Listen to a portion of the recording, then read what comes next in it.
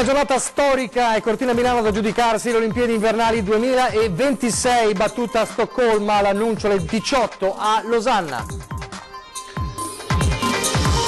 Il dossier migliore ha battuto i timori di peso politico, dalla sostenibilità agli scenari dolomitici, la passione, la storia e la cultura e l'appoggio della gente. A Cortina grande festa in piazza.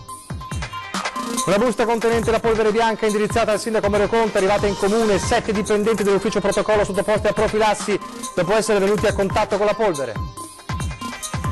Condanna unanime del mondo politico per quanto accaduto oggi al sindaco di Treviso, ma lo stesso primo cittadino dice non ci fermeranno. Continuano le ricerche del 24enne di Marghera scomparso nelle acque del Piave a San Biagio di Callalta, sono ore di angoscia per i familiari che attendono notizie. Incidente a Portoguaro, Pordenonese fugge dopo aver colpito un motociclista di Conegliano, il pirata trovato dai carabinieri. Caldo record in arrivo, anche Treviso si prepara ad affrontare l'AFA, molte iniziative messe in campo dal comune per affrontare l'emergenza caldo.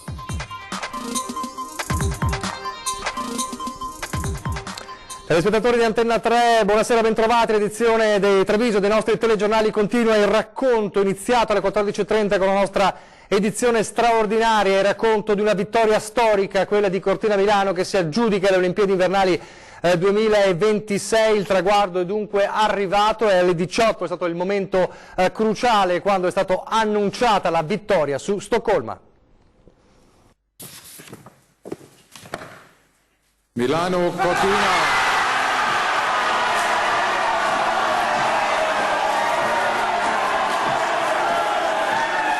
È fatta. Il voto di Losanna apre ufficialmente il sogno di Cortina Milano.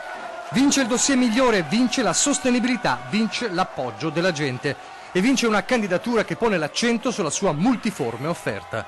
Alle 18 l'annuncio atteso da oltre un anno, il percorso iniziato con quella che sembrava un'impresa impossibile, almeno all'inizio.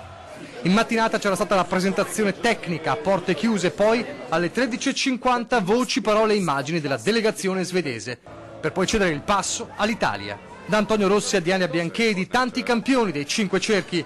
Sul palco il duetto Zaia Sala. Il governatore del Veneto e il sindaco di Milano fianco a fianco spiegano in inglese. Abbiamo preparato giochi sostenibili sul piano ambientale. 20.000 volontari sono già pronti in nessuna città, il nostro stesso consenso popolare. Sarà un enorme privilegio poter rappresentare al mondo un patrimonio dell'UNESCO come le Dolomiti. I giochi grande occasione che daranno opportunità al nostro territorio. E poi il Premier Conte che sottolinea: il nostro progetto ha l'ambizione di dar vita a un'Olimpiade che coniughi sport, storia, cultura e innovazione, in coerenza con i valori che ispirano la Carta Olimpica. Sono gli stessi valori che vorremmo continuare a insegnare alle generazioni più giovani, coinvolgendo le istituzioni scolastiche in un programma nazionale di formazione che educhi ai principi come il rispetto dell'altro, la solidarietà, la correttezza, la responsabilità. Ciliegina sulla torta il videomessaggio del Capo dello Stato, Sergio Mattarella, che dice: in un teatro alpino di straordinaria bellezza, l'Italia, con la sua antica tradizione di ospitalità, è pronta ad accogliervi. Un grande entusiasmo farà sentire a casa propria tutti gli atleti e gli spettatori che interverranno, confermando lo sport come veicolo di amicizia, di pace e di fratellanza tra i popoli. Intanto scorrono le immagini di una candidatura che non ha eguali e che alla fine convince i membri del CIO. Da Losanna il verdetto fa scrivere una nuova pagina di storia.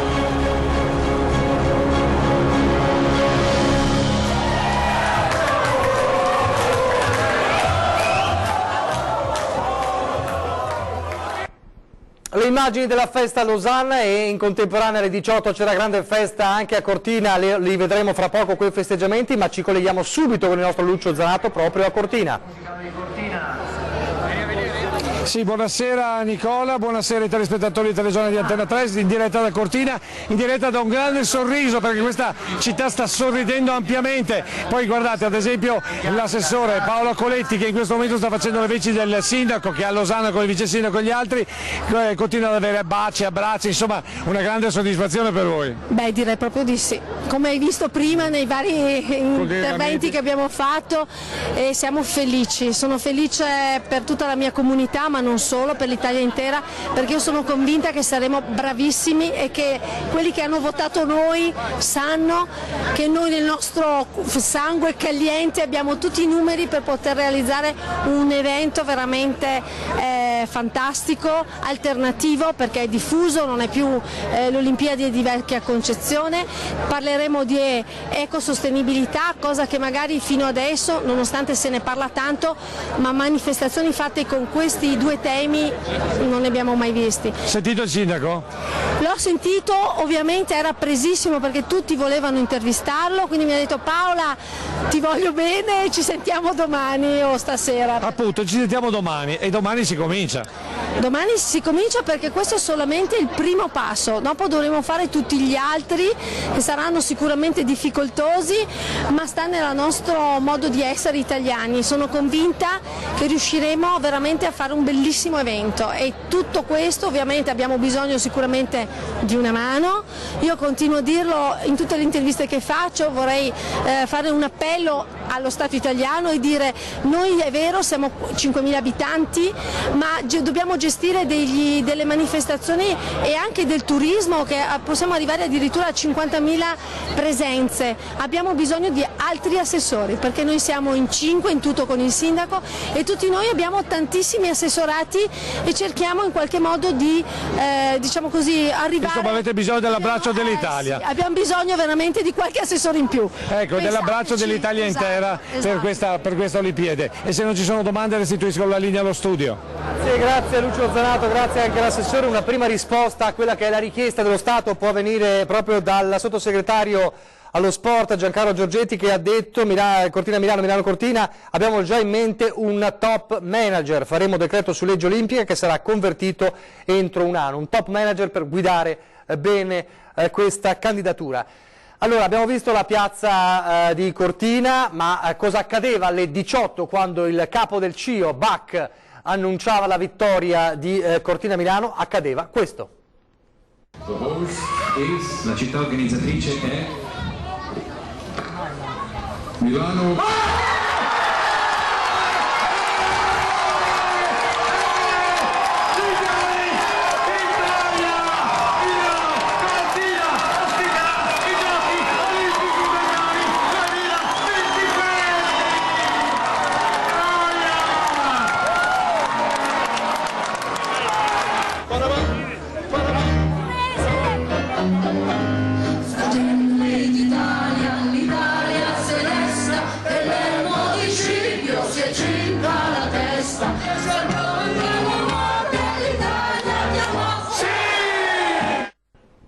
Queste dunque le immagini della festa a Cortina, erano le 18. Nel frattempo un'altra reazione, una reazione importante è quella di Luigi Di Maio, che dice: i giochi olimpici e paralimpici a Milano e Cortina, oggi vince lo sport, l'Italia saprà dare meglio di sé come ogni volta che fa squadra.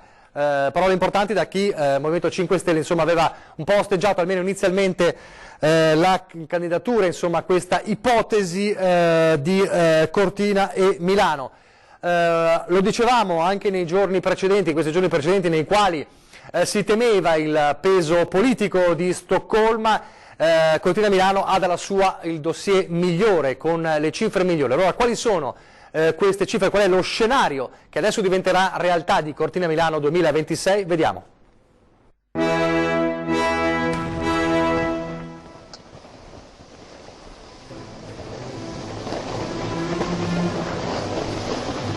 Una candidatura, un dossier.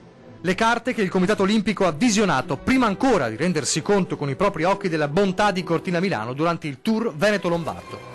Il dossier dunque, quello redatto e pronto già a giugno 2018, con numeri a supportare la validità di un sogno. A partire dalla sostenibilità, elemento chiave richiesto dal CIO.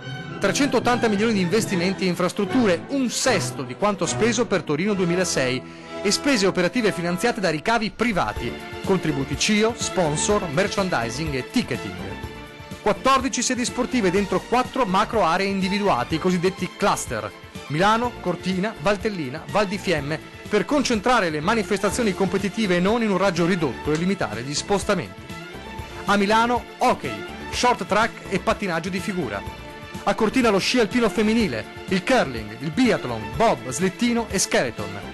In Valtellina lo sci alpino maschile, snowboard e freestyle.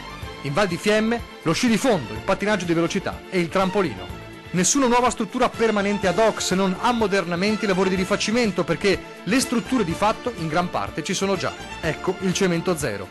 E poi la suggestione, cerimonia di apertura allo stadio San Siro di Milano, cerimonia di chiusura all'Arena di Verona. E per non lasciare poi il deserto dopo i giochi, il concetto di legacy, di eredità per i residenti del comprensorio, con innovazioni che resterebbero permanenti. Mobilità sostenibile, banda ultralarga, servizi per i turisti. Continueremo a raccontarvi questa giornata intensa con 2010, poi anche con Ring, con gli ospiti di Ferdinando Avarino. Adesso la cronaca di una mattina di alta tensione in municipio, a Casugana.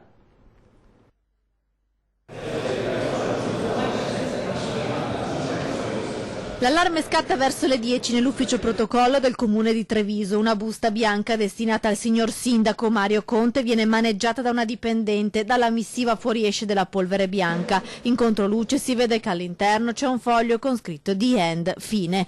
La polvere bianca sporca il braccio della donna. In ufficio scatta subito la chiamata ai vigili del fuoco. Viene isolato. Sul posto i pompieri del nucleo batteriologico, carabinieri ed Igos. All'interno ci sono 7 persone, 2 sono giovanissimi stagisti. Il sindaco Conte nel suo ufficio e accorre immediatamente. Non ci preoccupa, mi dispiace invece per i dipendenti comunali che adesso dovranno anche sottoporsi alle verifiche in ospedale. C'erano anche 2 stagisti, adesso andrò a trovarli. Ringrazio ovviamente le forze dell'ordine, ringrazio i dipendenti stessi per la grande professionalità che stanno dimostrando proprio in questi momenti.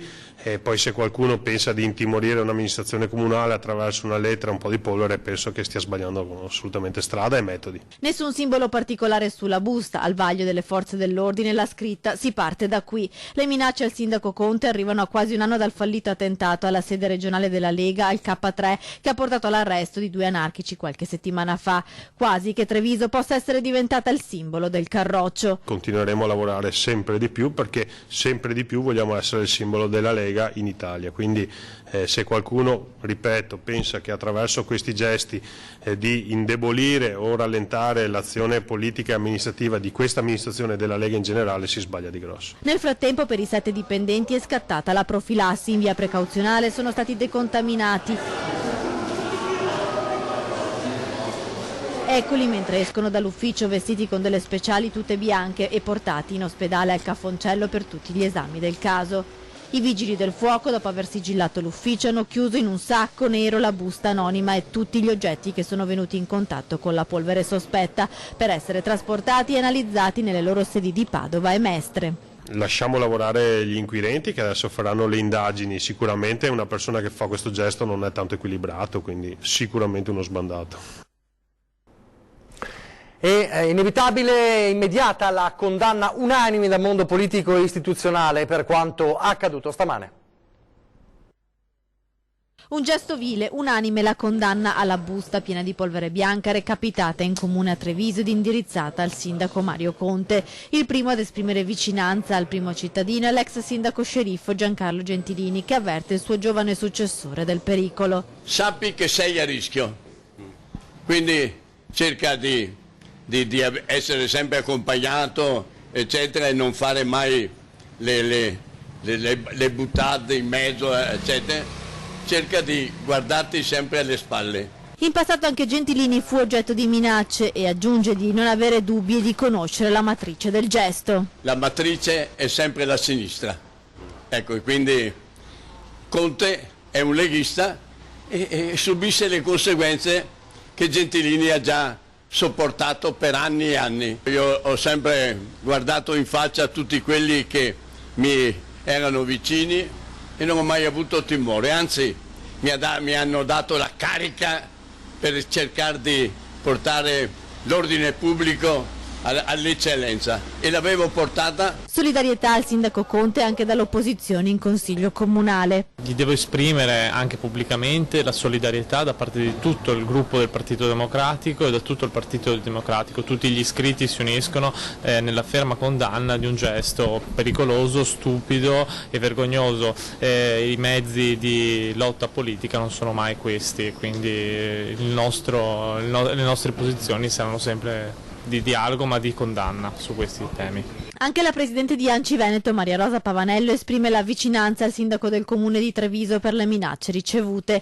Da sindaco e da presidente di ANCI, spiega Pavanello, condanno con fermezza un gesto che si commenta da solo. Si tratta di un episodio vergognoso e vile che nulla ha a che fare con i valori della nostra comunità. La minaccia è grave e non va sottovalutata, a maggior ragione in una provincia come quella trevigiana in cui recentemente si sono rifatti vivi i fantasmi del terrorismo eversivo. Mai sottovalutare questi fenomeni, ma contemporaneamente mai cedere al vile ricatto. Questo invece è il commento del presidente del Consiglio regionale del Veneto, Roberto Ciambetti.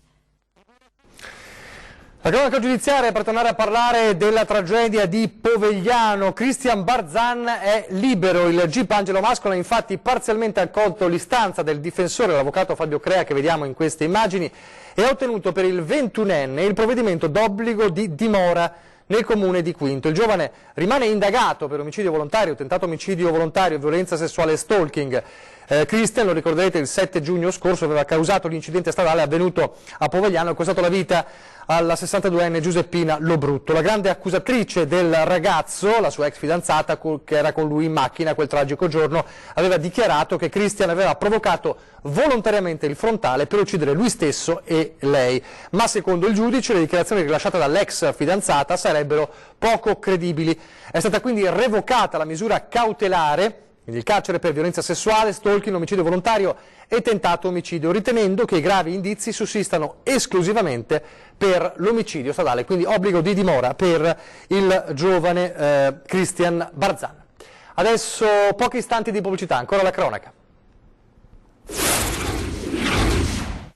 C2.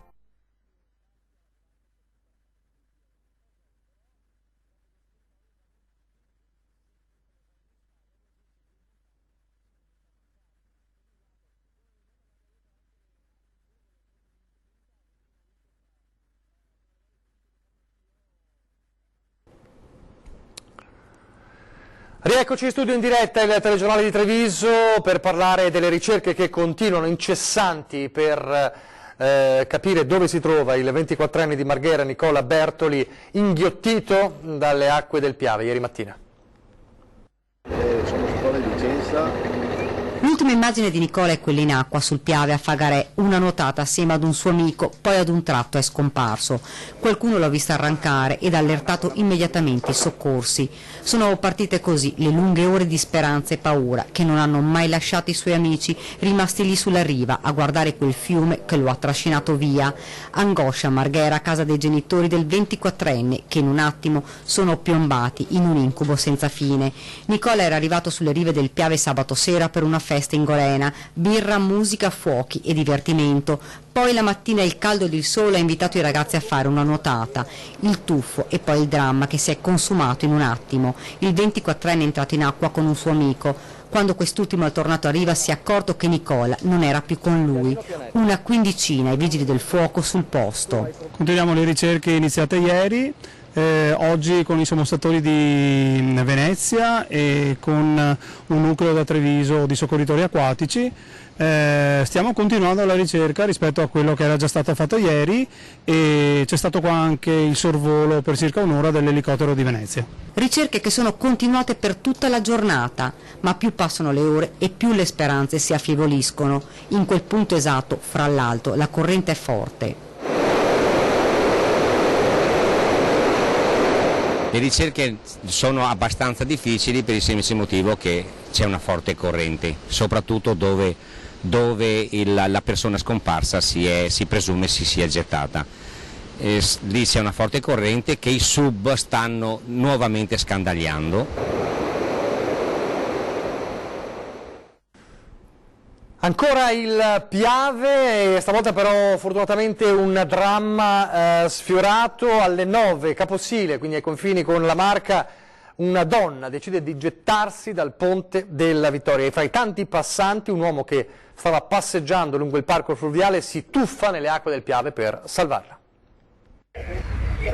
Adesso è qua, arriva la Momenti concitati ripresi con un telefonino da una 32enne, Daiani Neves, che ha assistito a tutta la drammatica scena. Nelle immagini si vede quando l'uomo, da tutti considerato un eroe, ha trasportato a riva con grande difficoltà a causa delle forti correnti una donna di 55 anni che pochi istanti prima aveva deciso di buttarsi dal Ponte della Vittoria sotto lo sguardo attonito di numerosi passanti.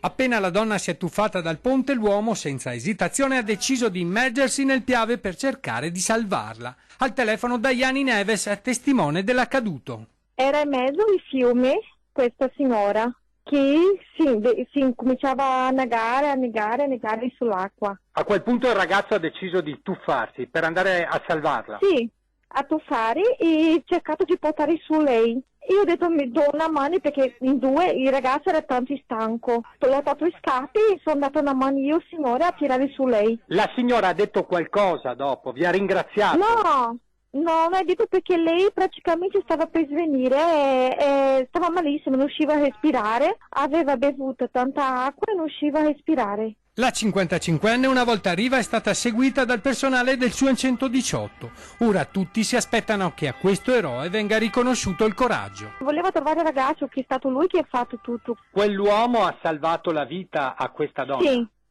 Sì. Lui ha salvato la vita alla signora, sì, lui è stato che ha fatto tutto. Cioè ha riscattato la vita, lui che poteva anche lei tirare lui sotto in acqua, ma perché lei la signora era tanto abbastanza pesante, ho visto che lui era stanco, non ce la faceva più. Adesso invece, sempre dal veneziano, ma parliamo di un motociclista ventenne di Conegliano che viene travolto da un'auto che poi fugge. I carabinieri riescono però a bloccare il pirata. Ha fatto inversione di marcia a bordo della sua auto tagliando la strada a un motociclista, un ventenne di Conegliano, che non riuscendo a evitare l'ostacolo si è schiantato sull'auto cadendo poi a terra. Domenica verso le 18:30 a Porto Gruaro. L'automobilista non si è fermato a prestare soccorso ed è fuggito a elevata velocità. Immediato l'intervento dei carabinieri sul posto, mentre un automobilista tentava di inseguire il pirata senza successo, ma riuscendo a prendere parte del numero di targa che ha permesso ai militari di risalire al proprietario, un 25enne residente in provincia di Pordenone. Giunti a casa sua, i carabinieri hanno trovato l'auto segnalata, con evidenti ammaccature compatibili con l'incidente. Quindi hanno denunciato l'automobilista alla Procura della Repubblica di Pordenone per fuga del conducente in caso di lesioni personali e omissione di soccorso alle persone ferite. La patente è stata ritirata e l'auto sottoposta a sequestro penale, mentre si attendono gli esiti degli esami che accerteranno se il pirata della strada stesse guidando o meno sotto l'effetto di alcol o droghe. Abbiamo già assaggiato ieri e soprattutto oggi il caldo afoso come preannunciato. Nelle prossime ore, nei prossimi giorni sarà anche peggio, con numeri che potrebbero essere da record. Treviso si prepara. L'ondata di caldo che sta per colpire tutta Italia non risparmia nemmeno la Marca, all'apice tra giovedì e venerdì, e potrebbe essere potenzialmente un'ondata più forte di quella del 2003. Il termometro nei comuni del Trevigiano potrebbe sfiorare i 38-39 gradi, che superano i 40 a causa dell'umidità percepita. Treviso si prepara ad affrontare l'AFA con alcune iniziative messe in campo per tutelare le categorie più deboli. Noi abbiamo attivo dal 17 di giugno e fino al 28 di settembre il piano in collaborazione con ISRA, e quindi ci sono 22 posti attivi nelle 4 strutture a disposizione, possono essere prenotati, basta contattare il numero della segreteria dell'ISRA che è promosso attraverso tutte le locandine e i volantini che abbiamo stampato e affisso nelle sedi comunali distribuito nel territorio. Si può prenotare e stare quindi la giornata all'interno delle strutture dalle 9 del mattino fino alle 18:30 in posti al fresco, ma anche e soprattutto condividendo dei momenti invece che stare in casa soli, fermo restando che restano anche le indicazioni di ovviamente evitare di uscire nelle ore più calde e ci si può recare in biblioteca, ci sono i luoghi della cultura, i musei da poter visitare, passare qualche ora al fresco e al tempo stesso magari passando il tempo in maniera costruttiva. E poi c'è il calore della festa per la vittoria di Cortina Milano 2026. Olimpiadi invernali, abbiamo seguito per tutta la giornata dalle 14:30 con l'edizione straordinaria e con i tanti collegamenti questa pagina storica anche importantissima per il Veneto. Continueremo a farlo allora fra pochissimo a 20:10 con Ferdinando Avarino, continuando anche a collegarci con Cortina, e poi sarà ovviamente grande protagonista questa vittoria a Ringa dalle 21:15, il nostro talk show del lunedì sera, sempre con Ferdinando Avarino e con i tanti ospiti, tra i quali Erika Baldin del Movimento 5 Stelle, l'onorevole Roger Domenech del Partito Democratico, Federico Caner della Lega, per appunto parlare di questa grande vittoria. Altri collegamenti, ci sarà anche Vincenzo Marinese, presidente di Confindustria Venezia Rovigo, anche per ovviamente l'impatto economico molto importante per il territorio. È davvero tutto, vi lascio alle previsioni del tempo. Grazie per averci seguito, arrivederci.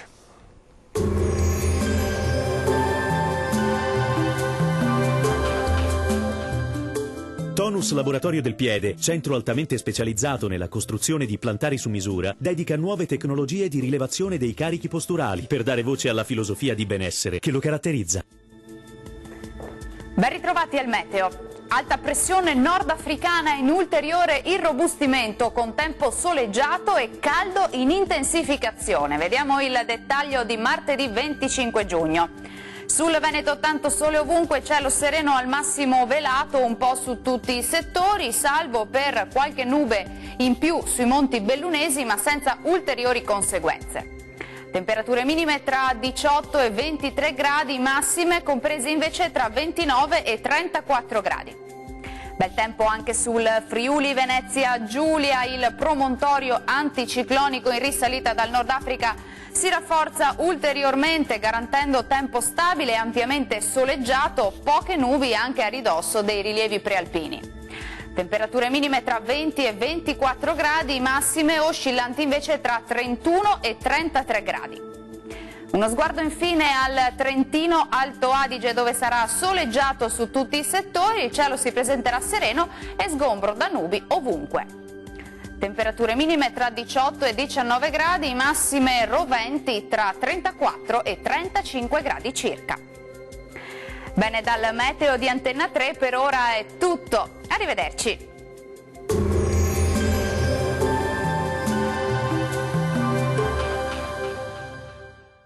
Tonus è il miglior negozio di calzature moda comoda. Qui troverete il più vasto assortimento di calzature Fratelli Tomasi. Eleganza e comodità, perché camminare è vivere.